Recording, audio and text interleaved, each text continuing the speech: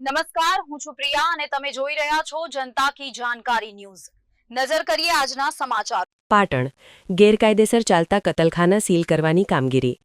પાટણ શહેરમાં ગેરકાયદેસર રીતે ચાલતા સ્લોટિંગ યુનિટો સામે પાલિકાની કડક કાર્યવાહી શરૂ। પોલીસની ફોજ સાથે પાટણ પાલિકાની ટીમ ઉતરી। પાલિકા દ્વારા ખાટકીવાળા વિસ્તારમાં કામગીરી કરાઈ। 43 ગેરકાયદેસર કતલખાનાઓ સીલ કરાયા। ઘરોમાંથી માંસ, મટન અને છરાઓ જપ્ત।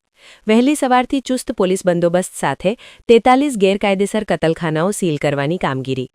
પાલિકાની વિવિધ શાખાઓ સાથે વોટરવર્ક્સ, ભૂગર્ભ, સ્વચ્છતા, ટાઉન પ્લાનિંગ, વેરા શાખા અને જીઈબીની ટીમ જોડાઈ।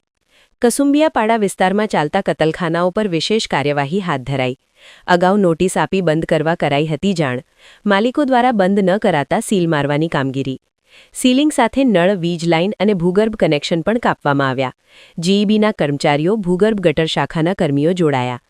ચીફ ઓફિસર મુજબ આ એકમો નિયમોનું ઉલ્લંઘન કરીને કાર્યરત હતા। જિલ્લા સ્વાગત કાર્યક્રમમાં રજૂઆત બાદ કાર્યવાહીનો નિર્ણય લેવાયો। મુસ્લિમ સમાજના આગેવાનો દ્વારા હાઈકોર્ટમાં પિટિશન પેન્ડિંગ હોવાનું જણાવાયું। પોલીસના જણાવ્યા મુજબ સમગ્ર કાર્યવાહી શાંતિપૂર્ણ રીતે ચાલુ છે। રિપોર્ટ અનિલ રામાનુજ, રાધનપુર।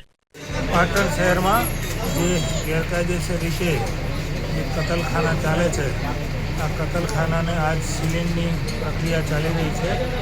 આમાં નગરપાલિકા ચીફ ઓફિસર તરફથી પોલીસ બંદોબસ્તની માગણી કરવામાં આવેલી અને એમણે એમના જે દસ્તાવેજની પ્રક્રિયા, જેવા કે એમના નિવેદન છે, કેટલી જગ્યાએ એમને નોટિસો આપી છે, આ બધી પ્રક્રિયા એમને પૂર્ણ કરતા અને પોલીસ તરફથી આ તમામ જગ્યાઓનો સર્વે કરી અને અમારા પોલીસ અધિક્ષક શ્રીના માર્ગદર્શન હેઠળ એક મોટા બંદોબસ્તનું આજરોજ આયોજન કરવામાં આવેલું છે।